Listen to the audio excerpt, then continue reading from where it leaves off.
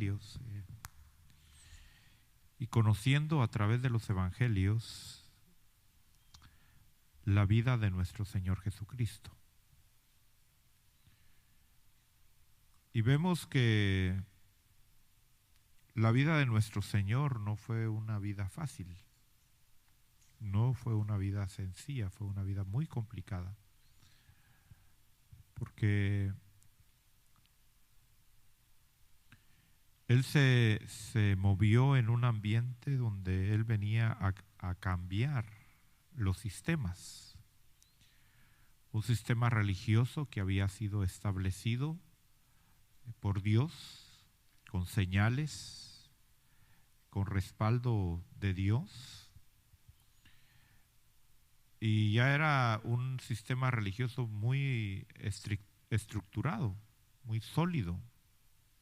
No era algo como hoy se levantan sectas y por ahí un personaje que se levanta con un grupo, sino ya había un sacerdocio establecido, ya había una forma de adoración, ya había una escritura a la cual ellos se tenían que referir.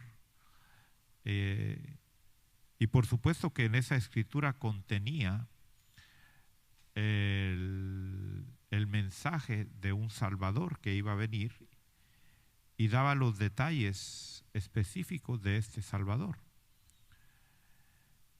Pero tristemente la gente que ya tenía cierta posición, y eso no es nada nuevo, el problema del ser humano es que cuando ya alcanza cierta posición se acomoda y no quiere soltar esa posición que ha alcanzado.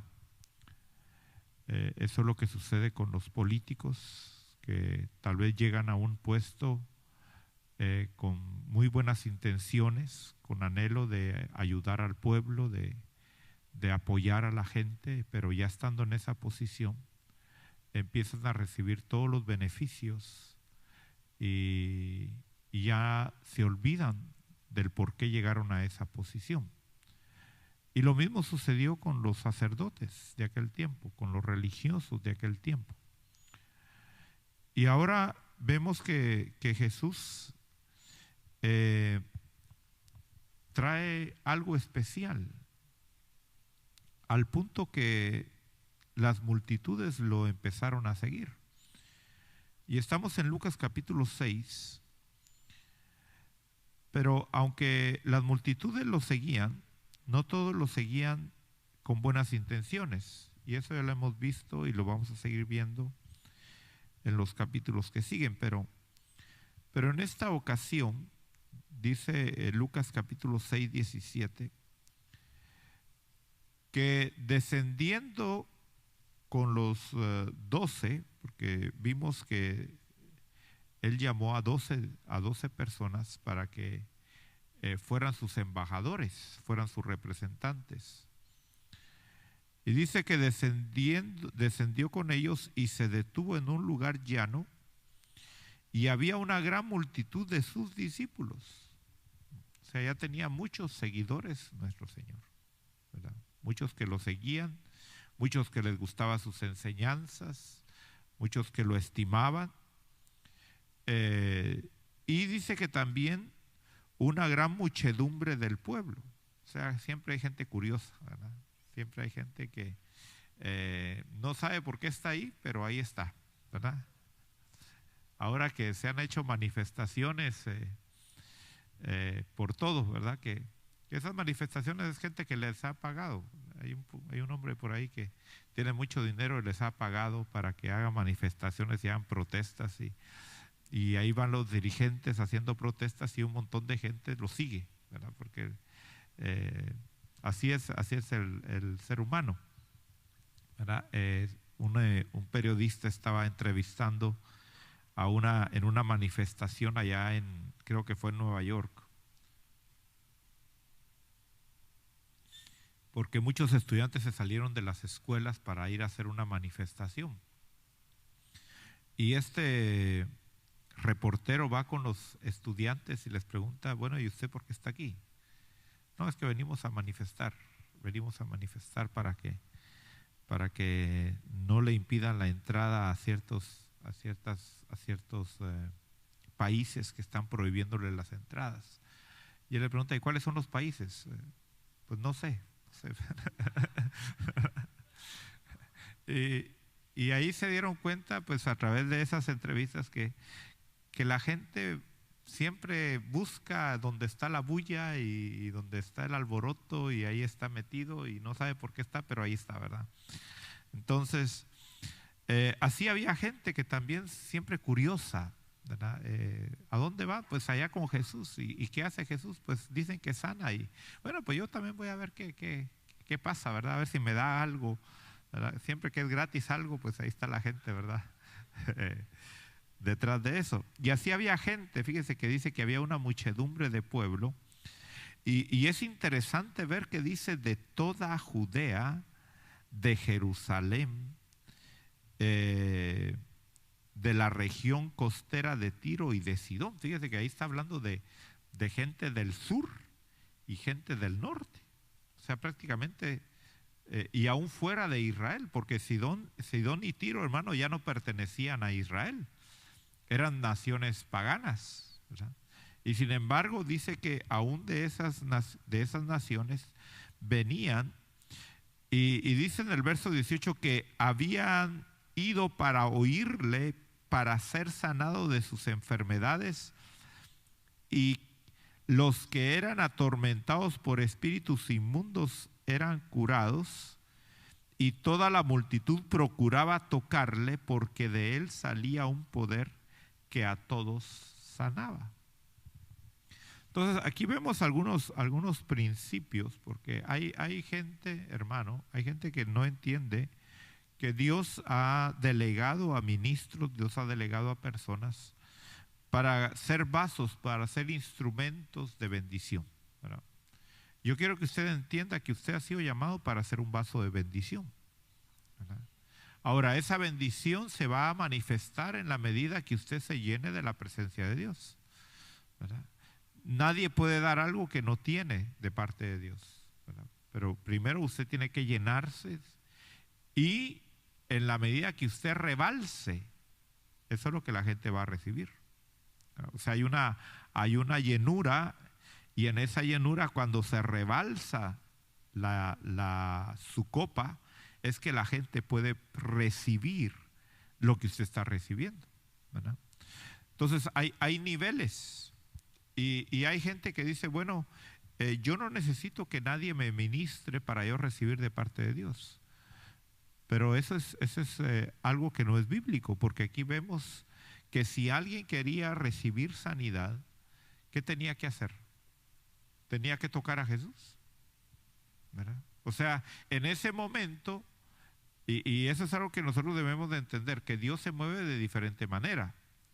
En ese momento, la gente que quería ser sana, pues tenía que tocar a Jesús, ¿verdad? Usted sabe que hubieron experiencias donde Jesús no tocaba a la gente, Jesús solamente daba la palabra y la gente era sanada, la gente era libertada. Pero aquí dice que se movía un poder. Ahora, nosotros sabemos que no siempre se movía ese poder. Y eso es algo que usted debe de entender. Hay momentos en los cuales usted o yo podemos ser vasos en los cuales la gloria de Dios, el poder de Dios va a fluir, y hay que aprovechar ese momento, ¿verdad? Porque mucha gente, después nosotros vemos que apretaban a Jesús, pero no pasaba nada, ¿no? Pero aquí dice que salía un poder que a todos sanaba. Ahora, cuando nosotros vemos Jesús llegó a ciertos lugares y dice que sanó a pocos, sanó a algunos, pero en esta ocasión dice que sanaba a todos. O sea, usted debe de entender que en la vida ministerial, y hablando de su vida ministerial, yo quiero que usted se vea como un ministro de Dios. Van a haber altos y bajos en el mover de Dios, ¿verdad? Cuando yo veo, por ejemplo, la vida del apóstol Pedro, que dice que su sombra sanaba. ¿verdad? Quiere decir que si la sombra estaba de este lado y usted estaba de este lado, no se sanaba. Tenía que buscar dónde estaba la sombra, ¿verdad? O sea, Dios nos enseña que no es a nuestro antojo, no es a nuestra manera, es como Dios quiere. Y nosotros lo que tenemos que es tener un corazón, hermano, deseoso y un corazón dispuesto a someternos a lo que Dios está operando en ese momento. Pero a veces nos ponemos nuestros moños, ¿no? A veces nos ponemos nuestro capricho y dicen, no, si Dios quiere sanarme, si Dios quiere hacer esto, pues que Él lo haga. Pero en mi tiempo, en mi manera, y usted debe de entender que no es en su tiempo, no es a su manera, es como Dios dice. Hay una porción en la palabra de Dios que dice, cuando tú clames a mí, yo no te voy a responder, yo no te voy a oír, porque cuando yo clamé a ti, tú no me oíste. ¿No? O sea, te voy a pagar con la misma moneda. Entonces, a veces nosotros decimos, bueno, Dios me está hablando, Dios me está mostrando, Dios me está motivando a buscarle, pero ahorita no, lo voy a hacer después. Y ese es el error que muchos cometen, ¿no? Por eso cuando nosotros vemos a esta gente que se aprovechó, se dio cuenta, porque Jesús nos dijo, tóquenme. Jesús no publicó, si usted me toca en este momento, usted va a recibir sanidad, hermanos. No. ¿Cómo la gente se dio cuenta que tenía que tocarlo? Por el testimonio de los demás.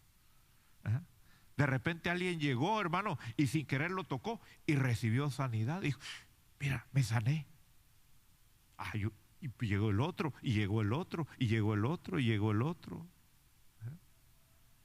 Entonces fíjese cómo Dios se mueve de diferentes maneras y cómo Dios se va a mover en usted de diferentes maneras. Porque nosotros vemos que Pedro en cierto momento con su sombra sanaba, pero después no.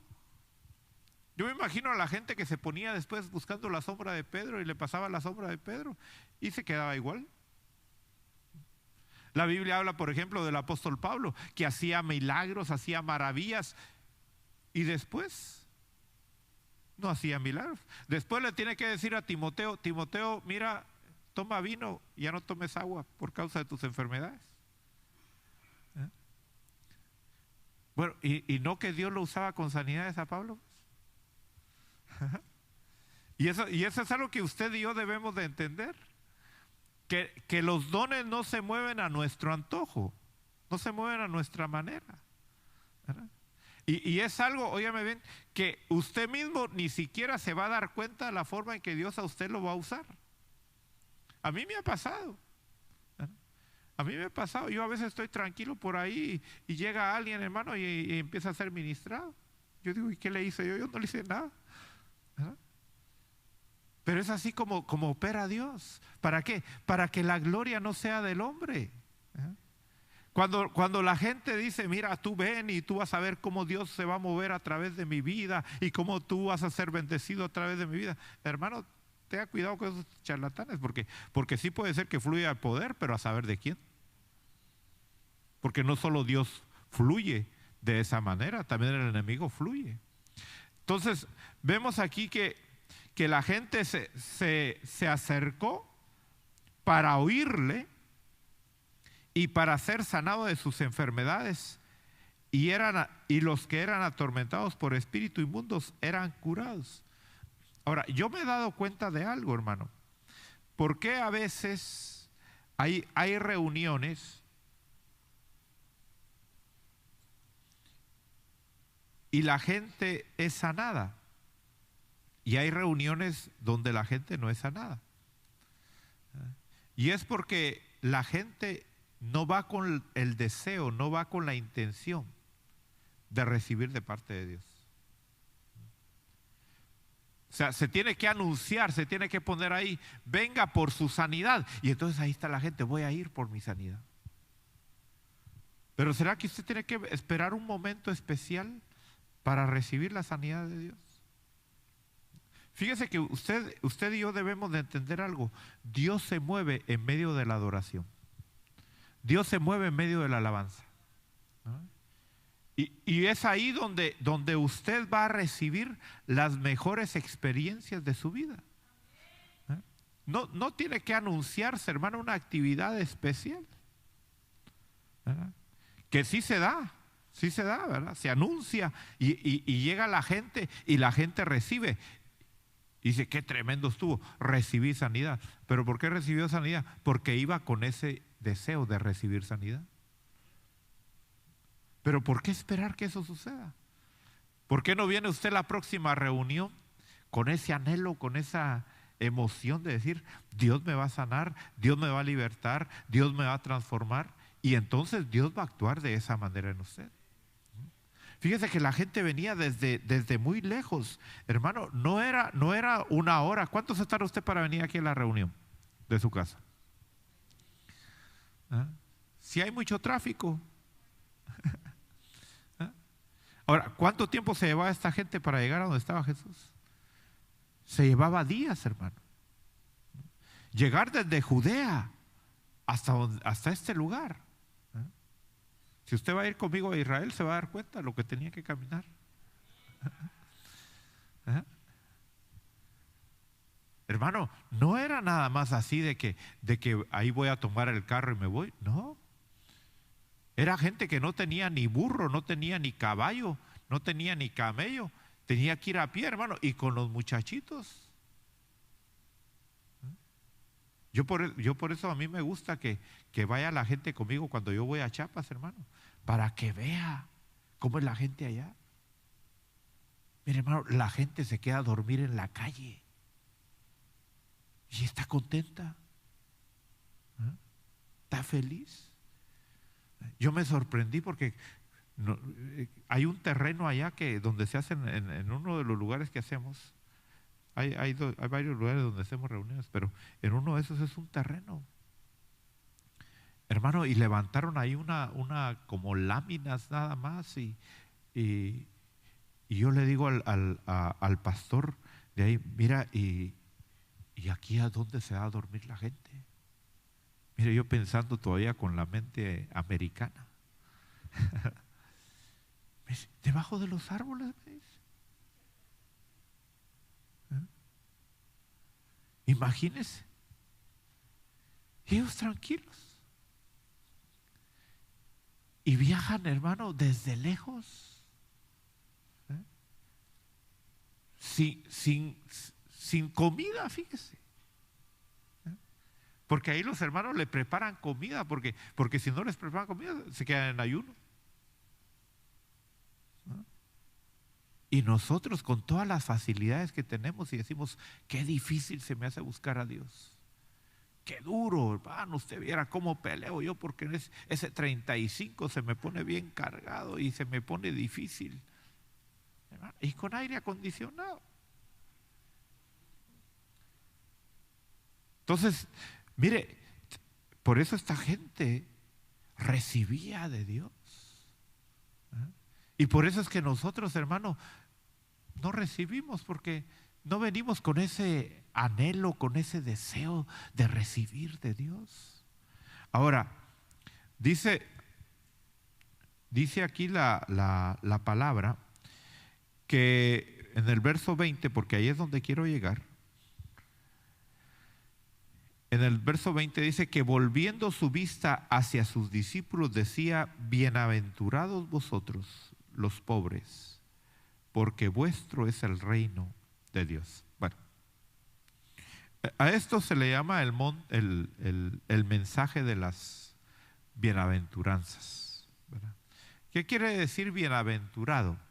¿Verdad? Bienaventurado quiere decir una persona que merece ser elogiada, ¿verdad? ¿Usted quisiera ser elogiado? ¿Verdad? Yo quisiera ser elogiado, ¿verdad? Entonces, pero eso es algo que, hermano, no se lo puede usted atribuir solo así nomás. Tiene que haber méritos, tiene que haber una una causa por lo cual usted va a ser elogiado. Entonces, comparando esto, vamos a ir a Mateo 5, y voy a Mateo 5, hermano, porque ahí está más extenso el mensaje de nuestro Señor. Algunos dicen que son dos mensajes diferentes, y puede ser que sí sean mensajes diferentes, sean ocasiones diferentes, ¿verdad? Pero asumamos que es el mismo momento. En Mateo capítulo 5,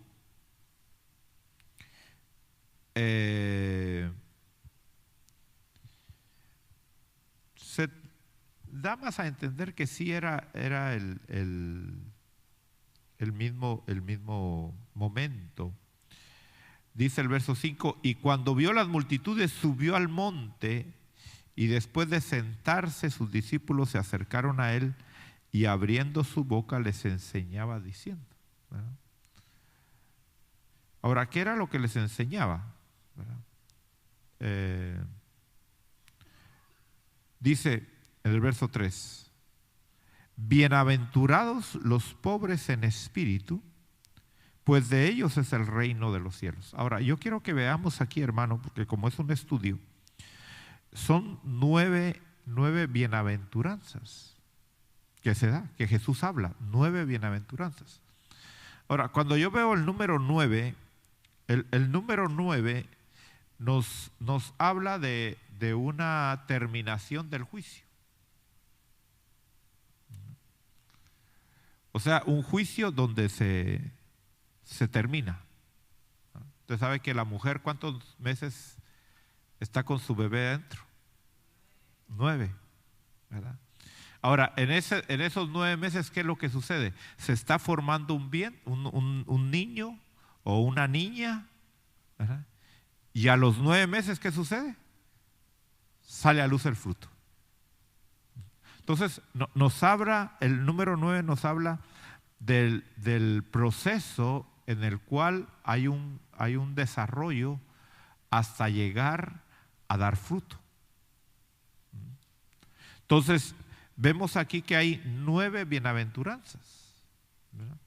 Ahora, vamos a leer las 9 bienaventuranzas más adelante, pero vamos a la carta de Gálatas.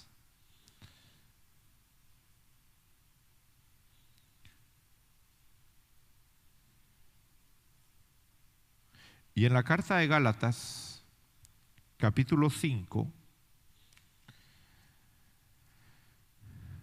verso 22, dice, mas el fruto del Espíritu, o sea, el fruto del Espíritu, que es algo que se tiene que formar en usted. ¿Cuántas facetas del fruto hay? Fíjese que es solo un fruto. No son 9 frutos, es un fruto, pero que va siendo formado de 9 facetas o de 9 áreas. ¿Cuáles son esas 9 áreas? Dice aquí, amor, gozo, paz, paciencia, benignidad, bondad, fidelidad, algunas versiones dicen fe, mansedumbre, dominio propio. Contra tales cosas no hay ley. O sea, si esto se forma en ti, tú escapaste de la ley.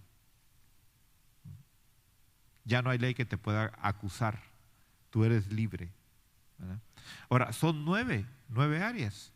Entonces, le digo esto para que usted estudie más o menos, hermano, porque a mí me interesa que usted no solamente se base en lo que yo le enseño, sino que usted vea que hay cosas que Dios a usted le quiere enseñar también, ¿verdad?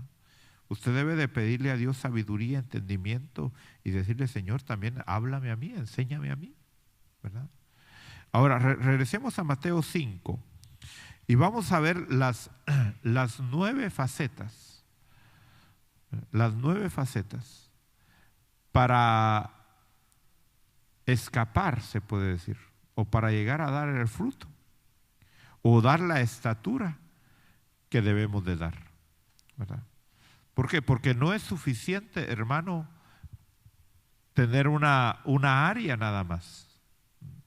Hay gente que se conforma con algunas áreas que Dios trabaja en su vida y cree que con esas áreas que Dios trabajó en su vida ya está completo.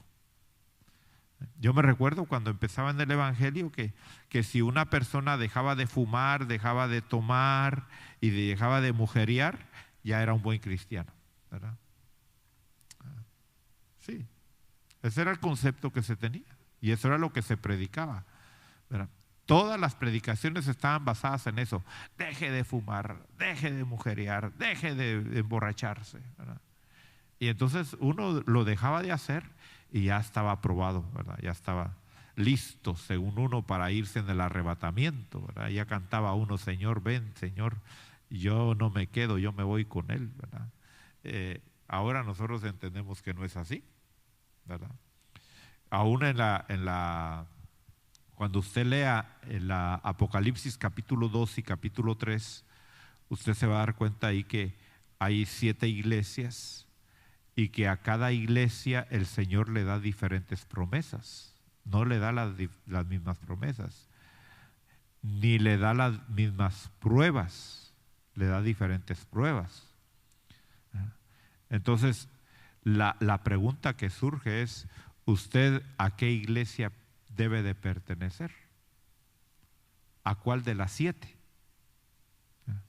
Porque si usted me dice que es de Éfeso, pues le van a dar ciertas recompensas, ¿verdad? Pero se perdió la que recibió Pérgamo. Entonces, la realidad es, ¿usted a qué iglesia debe de pertenecer? A las 7. No conformarse con decir, no, es que yo soy de Esmirna, yo soy de Filadelfia, yo soy de la Odisea, ¿no? ¿Verdad? Es una iglesia sola que está manifestada en 7 áreas. Y usted debe de ser, hermano, permíteme usar esta palabra, en este sentido usted sí debe de ser esa persona codiciosa. O si quiere ponerlo así, egoísta, ¿verdad? De decir, no, yo quiero todo, ¿verdad? Yo no me conformo con algo nada más, yo quiero todo. Sin embargo, hay gente que se conforma con algo nada más. Entonces, cuando hablamos de las bienaventuranzas, hermano, usted yo espero que alcance todas las áreas, ¿verdad?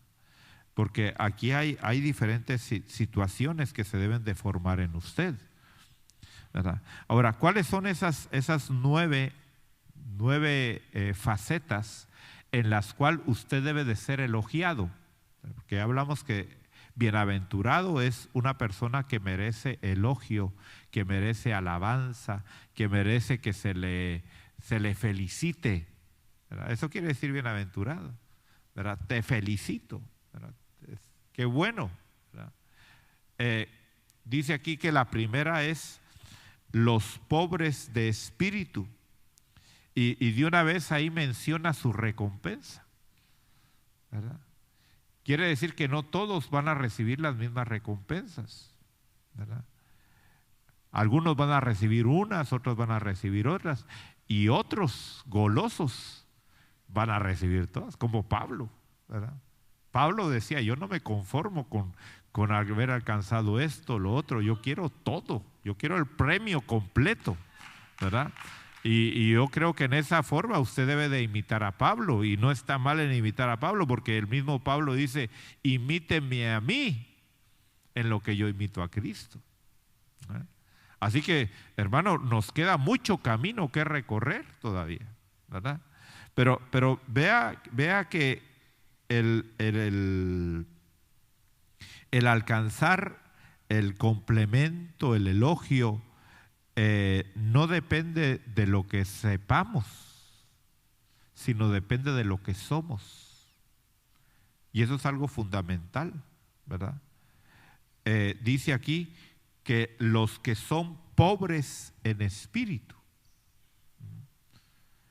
Ahora, la pregunta es, ¿qué es usted?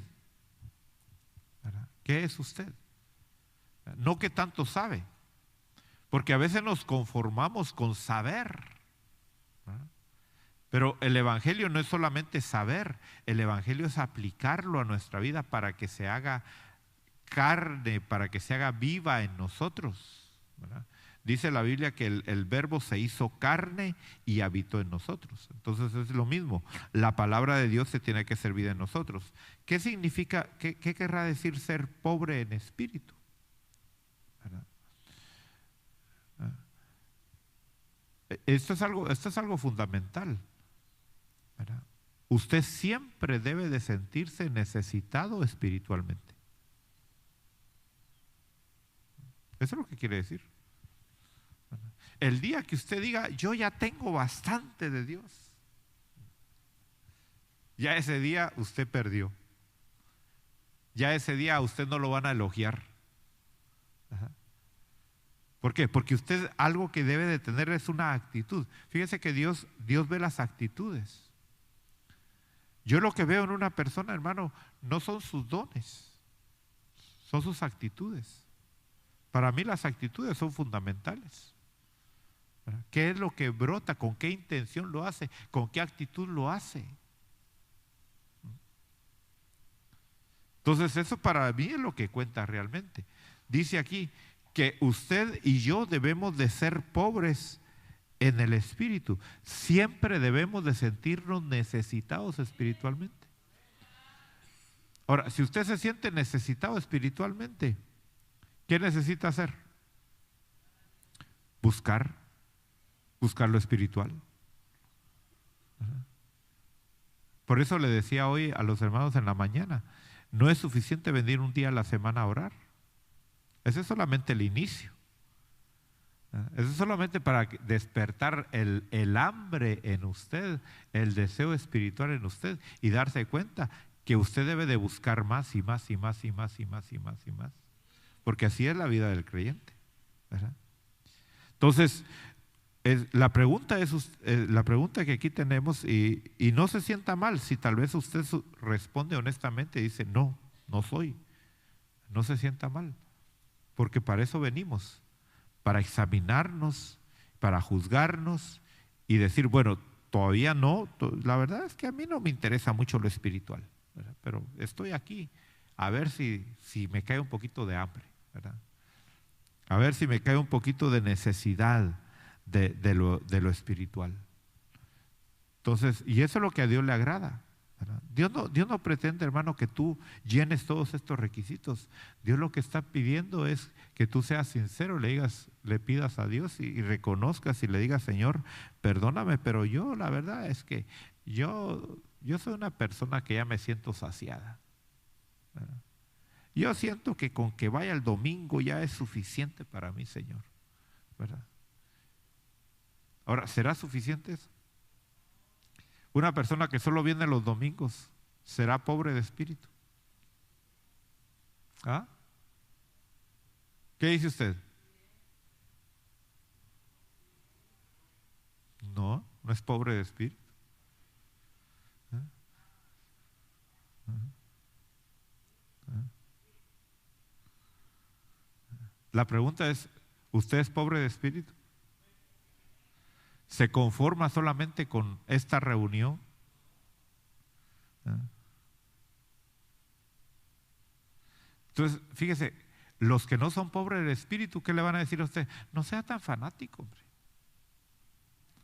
¿Ah? Mire, si ya fue el domingo, ¿para qué va a ir otro día a la iglesia? ¿Ah? ¿Para qué se va a levantar temprano a orar? No, hombre, no sea así. Dios entiende que usted tiene sus necesidades, Dios entiende que usted tiene sus compromisos, porque ellos no son pobres. ¿Ah? ¿Qué es lo que sucede? Vamos a Apocalipsis.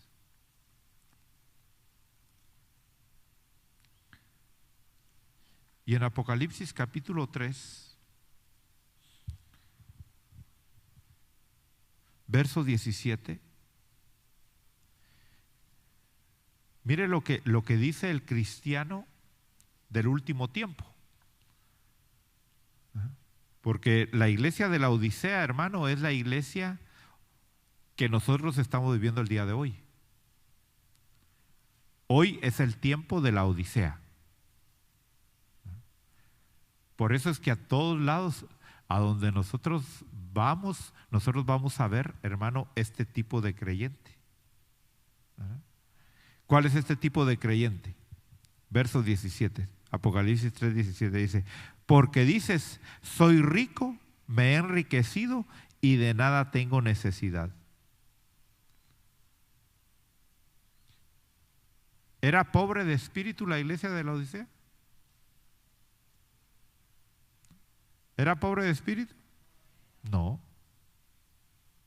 no. Ella se sentía rica. Ella se sentía que no tenía necesidad. Ahora, nosotros debemos de entender, todos estamos necesitados. La diferencia es que unos lo reconocemos y otros no. Ahora, estos que no son pobres de espíritu, ¿cómo los ve el Señor?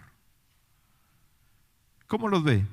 Dice aquí, ¿no sabes que eres un miserable, digno de lástima y pobre, ciego y desnudo? Mira qué tremendo. Entonces le pregunto, ¿nos conviene ser pobres de espíritu a nosotros? ¿Nos conviene reconocer siempre nuestra necesidad espiritual? Siempre debes de reconocer tú tu necesidad espiritual. Mire, hay gente que como fue a los institutos bíblicos, a los seminarios, hermano, y le han dado un doctorado, le han dado una licenciatura, le han dado un máster en teología, hermano, ya se siente que ya lo alcanzó. Solo porque aprendió a hablar latín o hebreo o arameo, ya se siente que ya topó el cielo. Qué triste, ¿verdad? Yo espero que usted, hermano, reconozca su condición de necesidad, porque por toda la eternidad usted siempre va a necesitar de Dios, por toda la eternidad. Aun cuando sea en la presencia de Dios, todo el tiempo usted va a necesitar más de Dios, más de su presencia, más de su gloria. Entonces, si usted reconoce su condición de necesidad espiritual, usted es una persona que merece ser elogiada. Usted es bienaventurado. O sea, eso es lo que significa ser bienaventurado. Elogiado. Dice, qué bueno que usted es. Imagínense a los ángeles, cómo lo felicitarán a usted, ¿verdad? Ahora, regresando a Mateo 5, dice que de ellos es el reino de los cielos, ¿verdad? O sea, a ellos se les está ofreciendo el reino, pero el reino de los cielos. El reino de los cielos, hermano, es una parte del reino de Dios. Usted debe de entender la diferencia entre el reino de Dios y el reino de los cielos, ¿verdad? A nosotros se nos está ofreciendo una parte del reino de Dios, que es el reino de los cielos, ¿verdad? Ahora, en el verso 4, volviendo a Mateo 5, 4, dice, bienaventurados los que lloran, pues ellos serán consolados. Mire qué contraste, hermanos. Mire cómo Dios ve las cosas al revés, o seremos nosotros los que vemos las cosas al revés. ¿Habrá dicha en una persona que llora? ¿O será esa persona digna de lástima? Entonces, usted tiene que entender que en Dios las cosas grandes se van a alcanzar a través del llorar. Cuando una mujer da a luz, ¿qué hace? ¿Se está riendo cuando está dando a luz? ¿Está contenta? Hermano, si yo le doy gracias a Dios todos los días, que yo jamás voy a sentir esos dolores. Ustedes son valientes, mujeres, ¿verdad? Ustedes son valientes. Mis felicitaciones. Bienaventuradas ustedes, ¿verdad? Porque ustedes aguantan. Nosotros los hombres no somos bien chillones, ¿verdad? Para eso. Pero Pero fíjese, usted debe de entender que las cosas en Dios se alcanzan a través del llorar. Por eso cuando yo le he enseñado acerca de los 7 pasos de la oración, para que nuestra oración sea contestada, el último ingrediente de esos 7 pasos son las lágrimas. Y le he explicado que las lágrimas son la sal en la oración. Entonces es lo que le da sabor. Mire, en esta condición que nosotros estamos realmente, si no hubiera sufrimiento, nosotros no disfrutaríamos la vida. Lo que lo hace a uno saborear, hermano, es el momento de la escasez, es el momento de que no hubo y ahora tenemos, aunque sea un poquito. El que tiene mucho nunca disfruta lo mucho que tiene. Pero el que no tiene y de ahí recibe un poquito, ¿cómo lo disfruta? Fíjese que yo antes que podía comer todos los días, bueno, no podía, ¿verdad? Pero sí podía, pero no debía. Que podía comer todos los días y a cualquier hora, hermano. La verdad, ya ni ganas de comer me daban.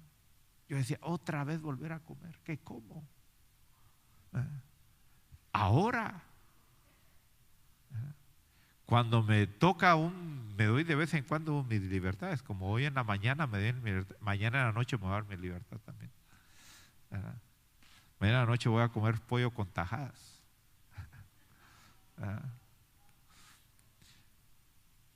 Mire, tengo más de 4 meses, más de 5 meses de no comer pollo con tajadas. ¿Cómo cree que lo voy a comer? ¿Ah? ¿Cómo? ¿Cómo cree que me la voy a comer? ¿Será que va a ser una comida más o será que la voy a saborear? Entonces, fíjese, así es la vida. Estamos en esta condición y Dios permite que nosotros a través de las lágrimas podamos disfrutar lo bueno de esta vida. Algo que usted tiene que ser, hermano, es ser un llorón. Sí, sí. Mire, vamos al libro de Lamentaciones. ¿Por qué se llamará el libro de Lamentaciones? ¿Ah? Porque era pura alegría.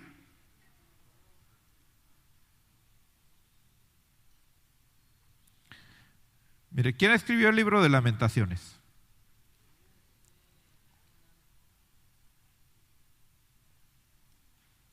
¿Sí sabe que existe el libro de Lamentaciones en la Biblia, ¿no?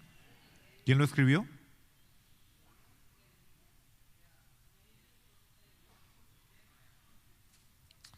Hermano, ¿quién lo escribió? ¿Ah? No, no, no fue Jeremías, fue Baruc, era su escriba. Jeremías lo dictó. Mire, le estoy para que aprendamos. Ajá. Bueno, mire, Lamentaciones capítulo 3. Es para que usted se despierte un poquito, ¿verdad? Y para que se preocupe más en aprender, para que vea que no sabe mucho todavía, ¿verdad? El viernes le pregunté yo a los hermanos, les pregunté a los hermanos cuántos habían estudiado ya la escuela de predicadores y maestros. Y veo unos hermanos ahí que dijeron, yo. Y les digo yo, ¿la oyeron o ya la saben? Y me dicen, la sabemos. Le digo, le voy a hacer una pregunta, hágame, me dicen. No los quise avergonzar. No los quiero avergonzar, pero sí los quiero, hermano, presionar para que no se acomoden, ¿verdad? Usted debería de estar oyendo todos los días, una parte de todas las escuelas. La escuela de Corderito, la escuela de doctrina básica, la escuela de evangelismo, la escuela de dones del Espíritu Santo, la escuela de predicadores y maestros. Óigala. Oiga, no digo que la estudie, pero sí que la oiga.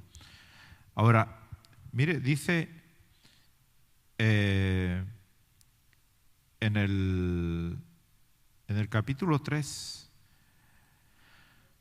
verso 48, dice: arroyos de agua derraman mis ojos a causa de la destrucción de la hija de mi pueblo. Mis ojos fluyen sin cesar, ya que no hay descanso, hasta que mire y vea el Señor desde los cielos. Mire, la vida, por eso le llaman a Jeremías, le llaman el profeta llorón. Lo mismo si usted va a Jeremías capítulo 9, vamos a Jeremías capítulo 9. Es uno de mis versículos favoritos. Jeremías capítulo 9. Mire lo que dice el verso 1. Dice: ¿quién me diera que mi cabeza se hiciera aguas y mis ojos fuente de lágrimas, para que yo llorara día y noche por los muertos de la hija de mi pueblo? Pero óigame bien, aquí no está hablando de llorar por usted. Porque usted dirá: ay, hermano, qué bueno, porque yo soy bienaventurado, porque cómo lloro por mí. Todos los problemas que tengo, cómo me hacen llorar. No está hablando de sus problemas. Ajá. Está hablando, mire, de ver por los demás, de compadecerse del sufrimiento de los demás. Que ya no sea por usted, ¿verdad? Que ya se olvide de usted un poco, ¿verdad? Porque eso es el Evangelio. El Evangelio es olvidarnos de nosotros y fijarnos en el que está a la par nuestra. Por eso cuando sea el momento de la bienvenida, hermano, no se quede ahí sentado. Salga de su lugar, salga a bendecir a alguien más. Y a mí a veces me dan ganas de irlo a levantar y a decir: muévete. Porque ahí se quedan, hermano.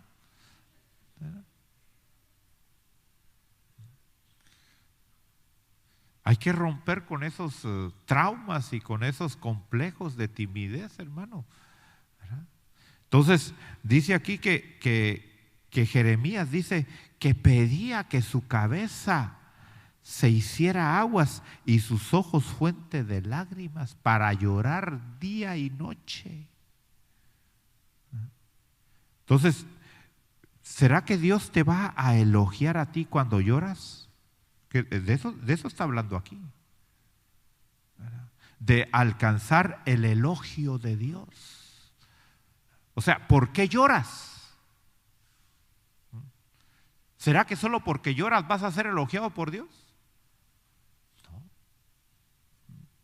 Yo espero que estés captando el mensaje, que no se trata aquí, hermano, de hacer las cosas, sino de alcanzar el elogio. Que tus lágrimas Dios te las puso ahí, hermano, para recibir elogios de Dios. Ahora, ¿cuál va a ser la recompensa? Dice: vas a ser consolado. ¿Sabes por qué la persona que llora por sí misma nunca es consolada? Porque esas lágrimas no sirven. En la medida que tú apliques ese dolor a los demás, Dios se va a manifestar a ti. Cuando tú te preocupas por los demás, Dios se preocupa por ti.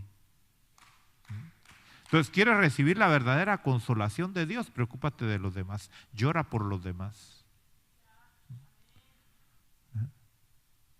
¿No tienes trabajo?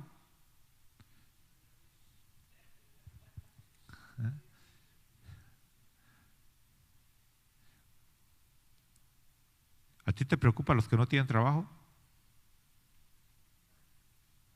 ¿Sí?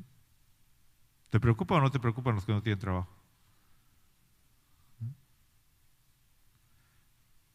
Dios te va a consolar, te va a dar, si te preocupas por los demás. ¿Sí? Es que así es como Dios trabaja. Cuando tú te preocupas por los demás, Dios te da a ti. Dios te consuela a ti. Bueno, ¿qué otra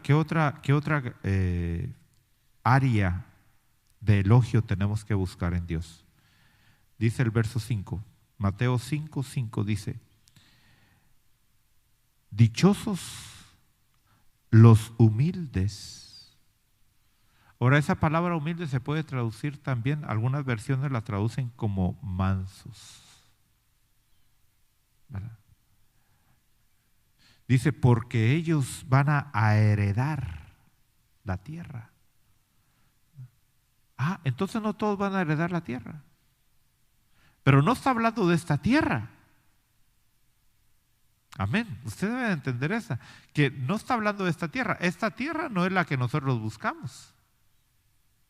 Abraham no buscaba esta tierra, buscaba una patria celestial. ¿Verdad que sí? Entonces usted debe de buscar la patria celestial. Y dice aquí que para eso usted tiene que ser humilde. ¿Qué es ser humilde?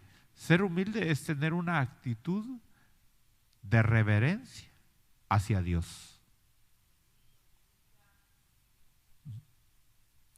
La humildad es algo que se refiere hacia Dios. La mansedumbre es algo que se refiere hacia los hombres. Por eso Jesús dijo, aprended de mí que soy manso y humilde de corazón. Y entonces van a hallar descanso. ¿Verdad? Entonces, ¿quiere usted, hermano, heredar la tierra? Tiene que ser humilde y tiene que ser manso. Tiene que soportar a los hermanos y a las hermanas.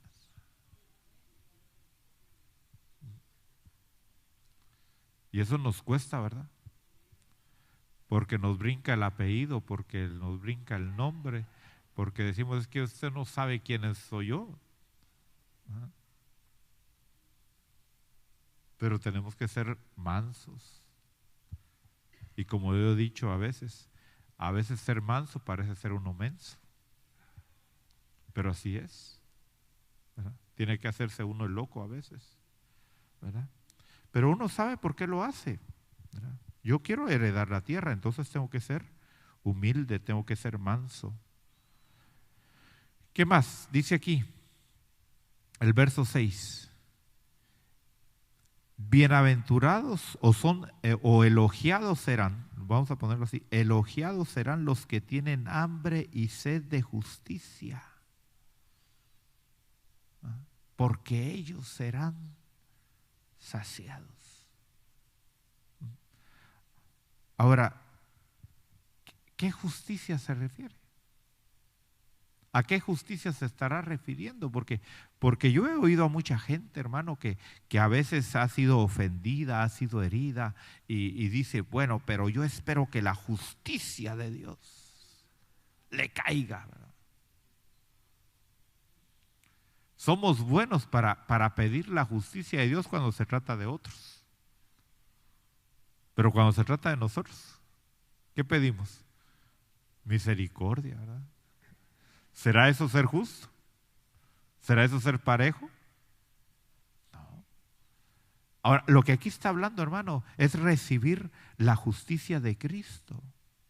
Usted tiene que tener hambre y sed de la justicia de Cristo. Pero para eso usted la tiene que entender. Usted tiene que entender lo que Cristo vino a hacer por nosotros, aquí a esta tierra. Nos vino, hermano, mire, nos vino a declarar hijos de Dios. Nos vino a dar una función sacerdotal. Eso es lo que la justicia de Cristo vino a hacer.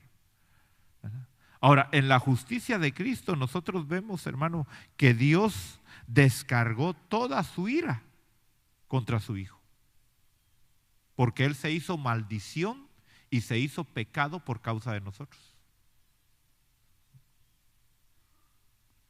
Entonces, usted debe de entender que la palabra de Dios nos llama a nosotros a tener hambre y sed de justicia. Pero vuelvo otra vez a repetir, no solo para nosotros, para los demás. Entonces cuando usted, mire, cuando usted diga, Señor, que la justicia de Cristo se aplique a aquel que me dañó, que me ofendió, ¿qué es lo que realmente usted está deseándole a esa persona? Que sea perdonado. No que le caiga el rayo. Amén, me estoy dando a entender. O sea, yo deseo que la justicia le caiga a usted de Cristo. Amén. Pero no esperando que le vaya mal, al contrario, que le vaya bien. ¿Por qué? Porque la justicia de Cristo, ¿qué trae? Reconciliación con Dios. ¿Se da cuenta que es todo al revés? Para nosotros decir, Dios que haga justicia. Y de ahí vemos que le va bien. Señor, pero no le hiciste justicia. Pues sí le aplicó la justicia de Cristo.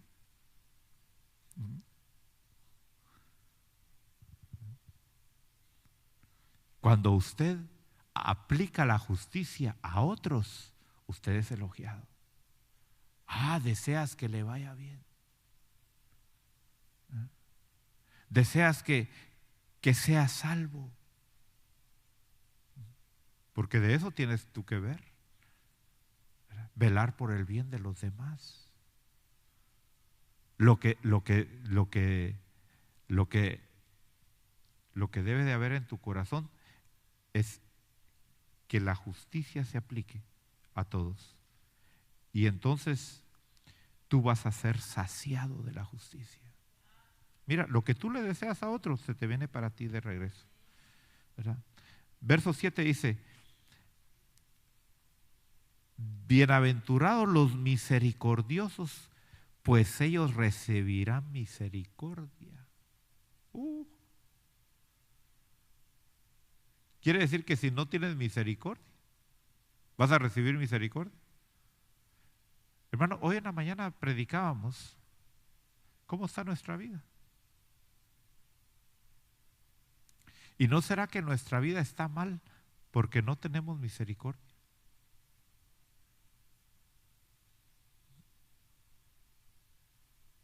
Tenemos que tener misericordia de los demás. ¿Cómo puedo yo demostrar que tengo misericordia?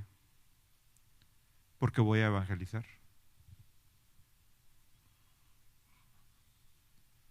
¿Cuándo fue la última vez que tú fuiste a evangelizar? ¿Cuándo fue la última vez que fuiste a una pulga a predicar la palabra de Dios? ¿Cuándo fue la última vez que fuiste a un hospital? ¿Cuándo fue la última vez que fuiste a la cárcel? Y no porque caíste ahí, sino a visitar. Ahí se manifiesta la misericordia. ¿O no necesitan las personas el evangelio? Pero nos conformamos a veces solo con servir en la iglesia. Y déjame decirte, eso no es suficiente. Eso no es tener misericordia. Así que quieres ser elogiado, tienes que mostrar misericordia. ¿Cómo? Dándoles el evangelio. Hermanos, se está muriendo la gente y tú tienes la medicina, tú tienes el antídoto y no lo das. ¿Sí o no? Tienes que darlo. Tienes que darlo. Tienes que desacomodarte, hermano. Y no solamente compartir, traerlos aquí a que vengan a recibir las bendiciones de Dios. Pero a veces decimos, ay hermano, pero es que vive muy lejos la otra persona. Hermano, Cristo dejó el trono, dejó el cielo para venir a buscarte a esta tierra. ¿Sí o no? Y recuérdate que muchos aquí le dijeron a Dios, Señor, dame un carro para servirte en tu obra. Y Dios te la está cobrando, hermano. Dios te está anotando ahí, me pediste carro para mi obra y cuando necesito que vas a recoger a alguien no vas, porque vive muy lejos, porque se gasta la gasolina. Bueno, entonces nos están mostrando misericordia. ¿Cuál es el otro? Dice aquí, verso 8, dice, bienaventurados o elogiados serán los de limpio corazón, pues ellos verán a Dios. ¿Usted se da cuenta que no todos van a ver a Dios? No todos van a ver a Dios, hermano. Solo los de limpio corazón. Mira, tú puedes hablar en lenguas, tú puedes predicar, tú puedes evangelizar, tú puedes, hermano, ser usado con dones, tú puedes resucitar muertos, pero si no tienes un limpio corazón, no vas a ver a Dios.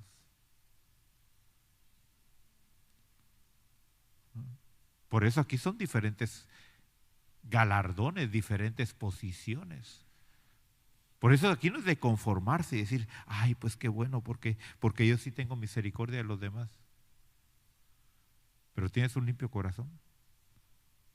Por eso tienes que ir a administración. Yo te he dicho, tienes que ir a administración a romper con todas esas maldiciones, a romper con todos esos traumas, a romper con todos esos complejos, hermano, a romper con todas esas áreas de pecado que hay en ti.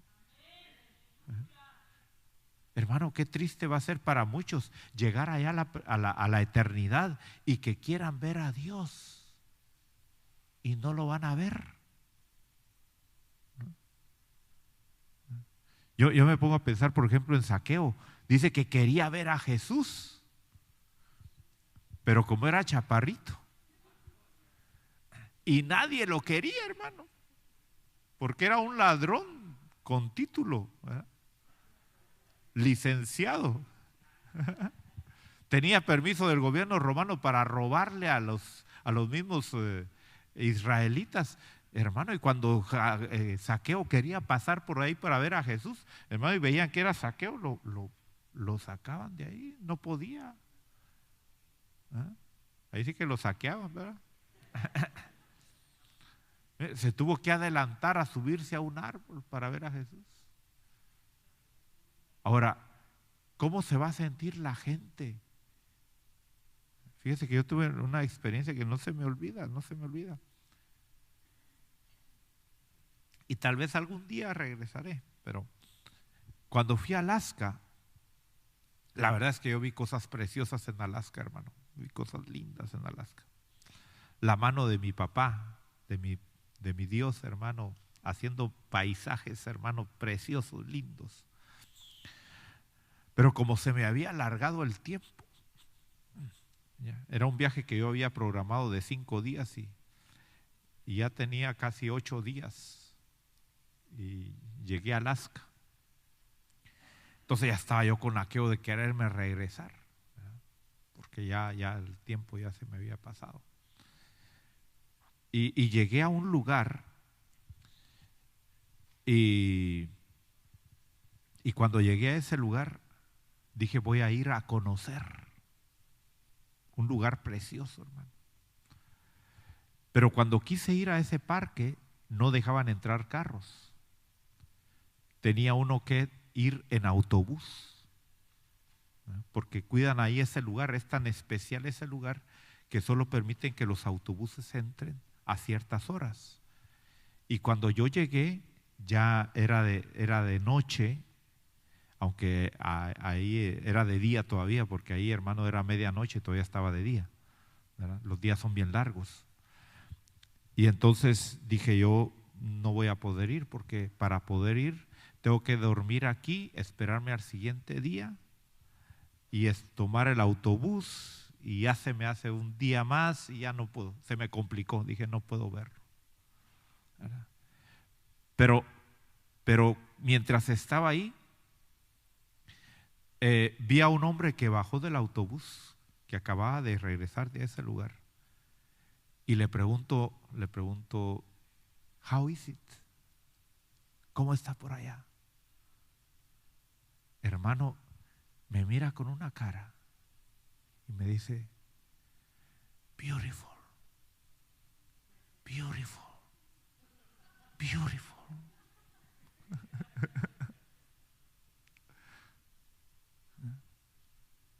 Él lo vio, yo no lo vi. Hermano, ¿cómo será la gente que ve a Dios? Y cuando la gente que no pueda ver a Dios le pregunta, mira, ¿y cómo es Dios? Hermano, es que esa cara que ese hombre me puso, dije yo, wow.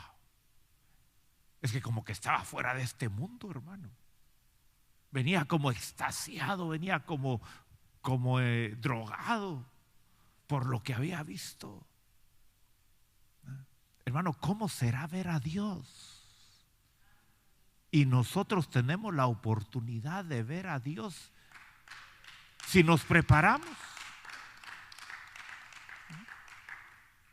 Y por nuestra negligencia, por nuestra pereza, por nuestro carácter, por nuestra carne, vamos a perder ese privilegio.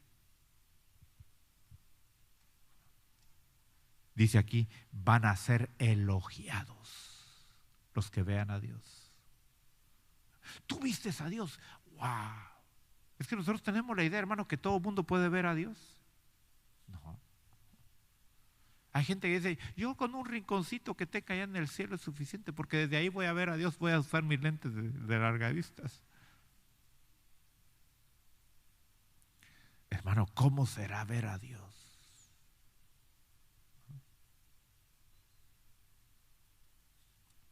Pero hay un requisito. ¿Cuál es el requisito? Tiene que tener un limpio corazón, no sucio. Así que tú sabes si vas a ver a Dios o no vas a ver a Dios. Verso 9 dice, bienaventurados los que procuran la paz, pues ellos serán llamados hijos de Dios. Ah, no, todos van a ser hijos de Dios entonces. Algunos van a ser sirvientes. ¿Sí? Van a llegar allá arriba y van a decir, ¿dónde está mi trono? ¿Qué trono? Aquí está la escoba, vaya a barrer allá al parque. Sí, lea la Biblia, no le estoy mintiendo. Hay sirvientes en el cielo y hay reyes en el cielo. Y los reyes no sirven. ¿O sirven los reyes? No. ¿Qué le espera a usted? ¿Un trono, una corona o una escoba?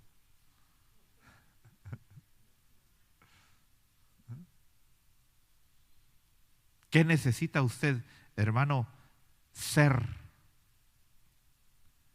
para alcanzar el título de hijo de Dios? Ser un pacificador. Hermano, ¿cuánta gente hay en las iglesias que lo único que provoca son pleitos, riñas, divisiones, contiendas, celos?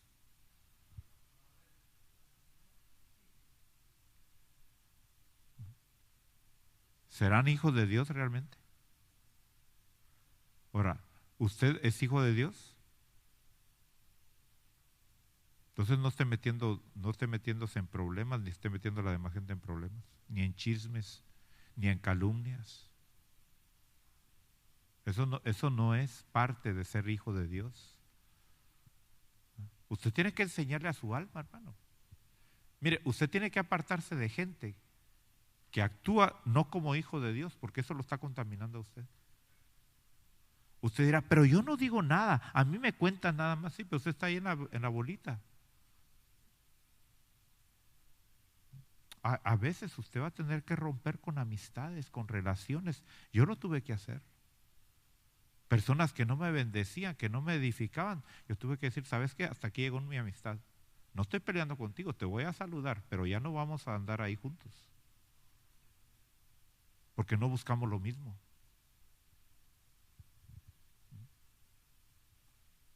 Yo quiero ser llamado hijo de Dios. Ahora, no cualquiera va a ser llamado. Mire, va a ser elogiado. Y usted es hijo de Dios. Qué bueno que es hijo de Dios. ¿Cómo lo van a tratar los ángeles a usted?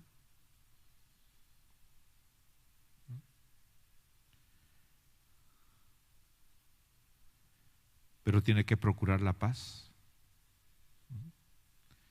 Verso 10 dice: bienaventurados aquellos que han sido perseguidos por causa de la justicia, pues de ellos es el reino de los cielos. Mire, si por causa de ser cristiano usted va a ser perseguido, gloria a Dios. Si ya no se quieren juntar con usted, gloria a Dios. Pero que sea por causa de la justicia, no por causa de ser mafioso. Sí, porque hay gente que dice: yo no sé por qué no me quieren hablar y me miran mal solo porque les debo dinero y solo porque esto y solo porque los estafé. Yo le debo mucho dinero a muchos, ya se los voy a pagar, estoy en esa deuda. No me mire mal, ya estoy luchando por devolver ese dinero, de veras. Usted no sabe la lucha que tengo yo todos los días para devolver ese dinero, ¿verdad? Que dieron al templo, no a mí, al templo, para la construcción de este templo. Pero yo quiero, hermano, yo quiero que el reino de los cielos sea mío. Pero para que el reino de los cielos sea mío, dice aquí que tengo que ser perseguido. ¿Qué hace usted cuando lo persiguen? No, ¿qué hace usted cuando lo persiguen? Por causa de la justicia. ¿Tira la toalla? Dice: es que está difícil ser cristiano usted, porque ¿cómo me persiguen? ¿Cómo se burlan de mí? ¿Cómo me critican? Aguante. Manténgase firme. Y luego el último dice: bienaventurados seréis cuando os insulten y persigan y digan todo género de mal contra vosotros falsamente por causa de mí. Pero dice que mientan. Si dicen la verdad, no hay recompensa. Pero si es mentira lo que están diciendo, dice ahí, mire, dice en el verso 12: regocijaos. ¿Qué querrá decir regocijaos? ¿Habrá una palabra más expresiva que regocijaos? ¿Habrá una palabra más alegre para que describa ser alegre más que regocijaos? Eso es lo máximo. Regocijaos, o sea, está hablando de la expresión máxima de alegría. Dice: y alegraos, porque vuestra recompensa en los cielos es grande, porque así persiguieron a los profetas que fueron antes de vosotros. Hermano, si usted está siendo perseguido por causa de Cristo, no se sienta mal, no se sienta triste, no se sienta avergonzado, no se sienta humillado. A veces a la gente le pregunta a uno: ¿y usted es cristiano? Sí. ¿Recibirá elogio de esa persona? Hermano, usted tiene que buscar ser elogiado. Mire, es que se da cuenta que el evangelio no es solamente venir y aceptar a Cristo, no, usted tiene que buscar posición dentro del reino de Dios. No todos tenemos la misma posición, no todos vamos a tener los mismos niveles, hermano, de elogios. Algunos los van a elogiar por una cosa, a otros los van a elogiar por otras, y otros, hermano, los van a elogiar por todo. Imagínense cuando estén elogiando, ¿de qué forma lo van a elogiar? A través de recompensas, a través de coronas, a través de posiciones, a través de funciones.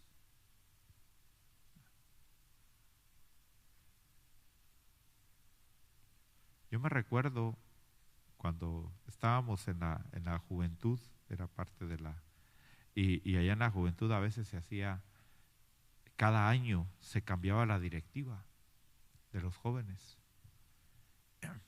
Y entonces era juventud muy grande y, hermano, qué privilegio era para uno que a uno lo llamaran a una posición. Qué privilegio. Que digan, bueno, y ahora en tal área, ¿no? Tal hermano va a estar sirviendo en tal área.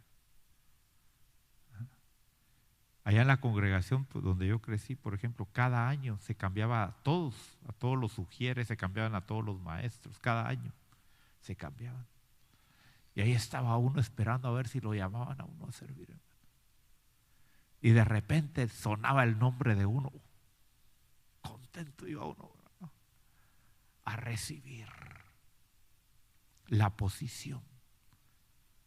¿Cómo será, hermano, cuando el Señor nos llame allá y nos llame a cada uno y nos diga, mira, tú fuiste un pacificador, tú tienes un corazón limpio, puedes ir a ver a Dios en este momento? Y los demás, ¿y yo? No, tú no.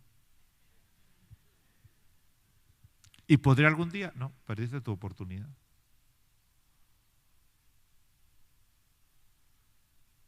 Por eso dice la Biblia que habrá el rechinar de dientes para muchos.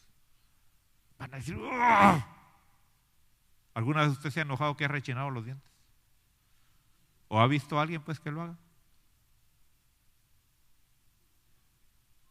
Del coraje, de la impotencia. Hacían haber muchos hermanos. ¡Ah!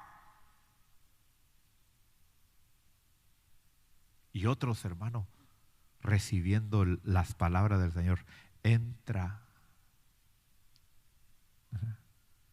En lo poco fuiste fiel, en lo mucho te pondré. Entra a disfrutar del reino. ¿Ah? Por eso, hermano, por eso no es en vano, óigame bien, no menosprecie estar en todas las reuniones que usted pueda estar, aunque no haya muchos en esas reuniones. Porque en las reuniones donde menos hay es donde más recompensa van a haber. Yo me recuerdo, hermano, cuando estaba ya en la juventud, íbamos a predicar a un lugar que se llama Bárcenas. Era como una universidad de agrónomos. Ahí estaban estudiando agronomía. Y teníamos que viajar fuera de la ciudad, teníamos que salir fuera de la ciudad. Y hermano, las reuniones las hacían donde estaban los animales.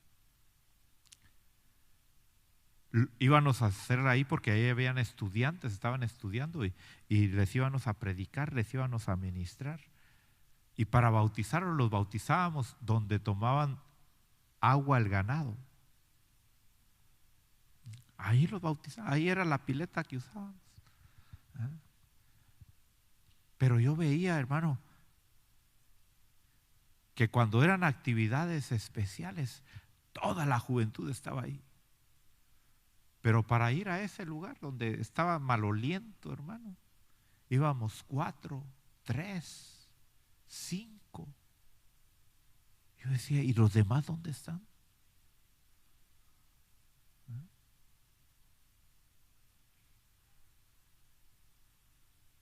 Gracias a Dios, no decía, entonces yo tampoco voy. No, yo iba. Eso no me afectaba a mí. Pero yo decía, ¿por qué se están perdiendo estas bendiciones los demás? Me daba tristeza por ellos. Decía, le dan prioridad a otras cosas más que a lo espiritual. Y mire, Dios va notando todo eso. Dios va notando. Y Dios dice, me fuiste fiel en esto poco, ahora te doy esto más. Y ahora te doy esto más. Y ahora te doy esto más. Y cuando me vine a dar cuenta, hermano, ya no era solamente a ese lugarcito que iba a predicar. Ya venía hasta México a predicar. Venía hasta Monterrey a predicar. Después hasta Washington, D.C. me vine a una actividad de jóvenes que nos invitaron. Y de ahí ya no solo vine de invitado, me vine a vivir a Washington. Y de ahí ya no solo vine de turista, ya soy ciudadano americano. Mire. Porque Dios es así. Si pones a Dios en primer lugar, hermano, Dios te va a poner a ti en lugares especiales. Pero tienes tú que poner la prioridad de Dios. ¿Eh? Que recibas el elogio de Dios y no el ser reprobado. Hermano, porque cuando el Señor regaña, ay hermano, dice la Biblia que cuando Cristo venga, muchos se van a ir a meter a las cuevas y le van a decir a las piedras, caigan sobre nosotros. Preferimos que nos maten estas piedras a enfrentar el regaño del Señor.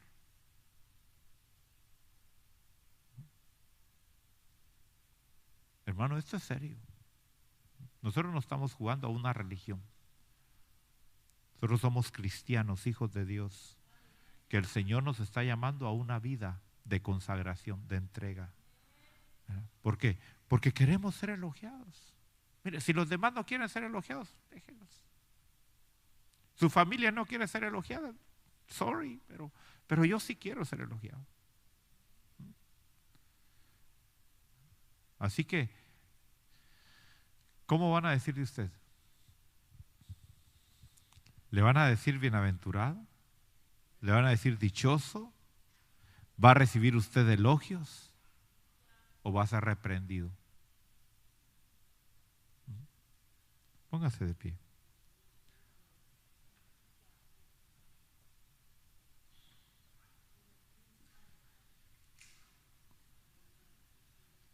Yo quiero ser elogiado, hermano. Quisiera usted decirle esta noche, Señor, yo quiero ser elogiado. ¿Eh?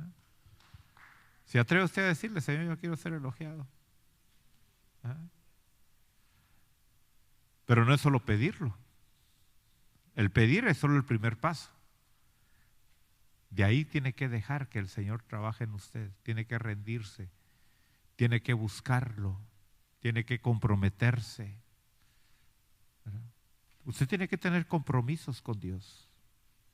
Solo la gente que se compromete es la gente que va a ser elogiada.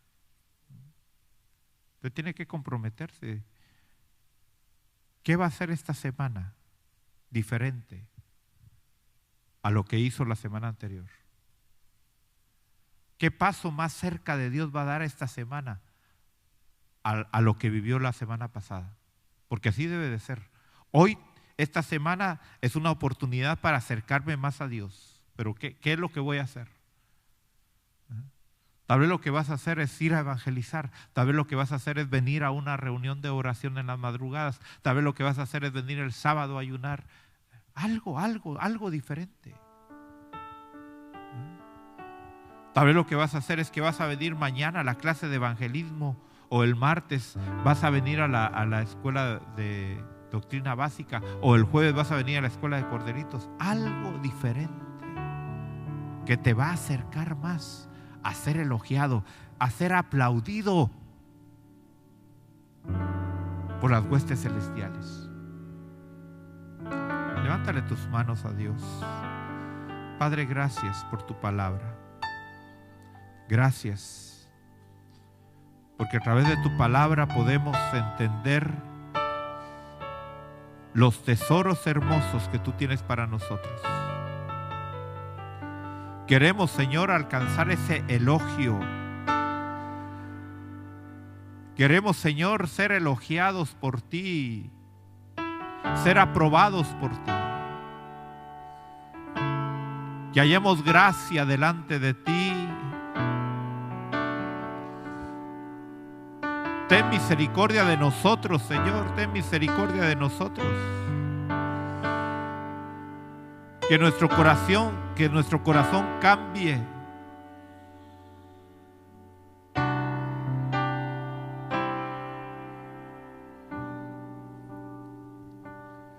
Nueve elogios.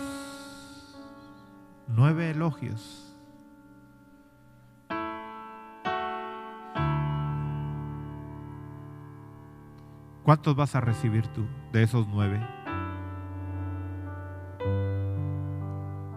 ¿Irás a recibir algún elogio de los 9 que hay? Muchos no van a ser elogiados. La mayoría no va a ser elogiada, va a ser reprendida. Gracias, Señor. Gracias por tu palabra. A través de Cristo Jesús. Te agradecemos, Señor, que nos enseñes. Te agradecemos, Padre, que nos muestres, que nos hables. Gracias, Padre, gracias, gracias, gracias.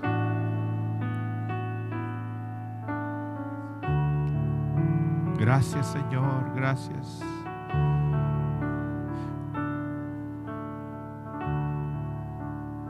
Yo te agradezco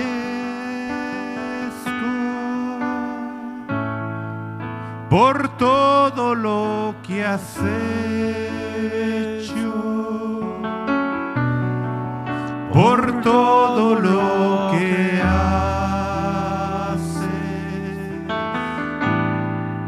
y todo lo que harás.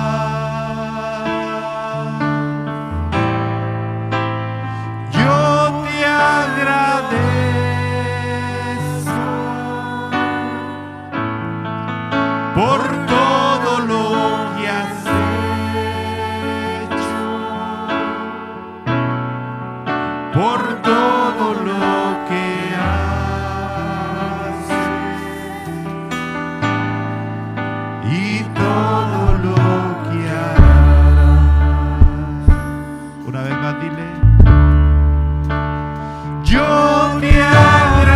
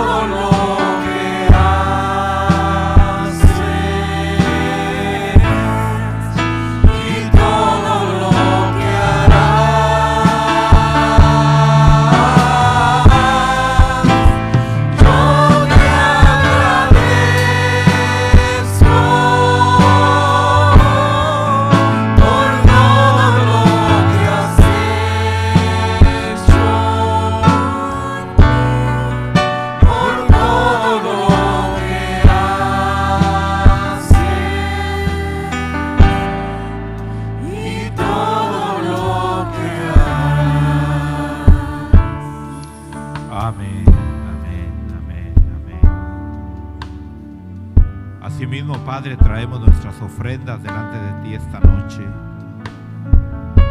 Traemos nuestros diezmos. Lo hacemos con amor, lo hacemos con gozo.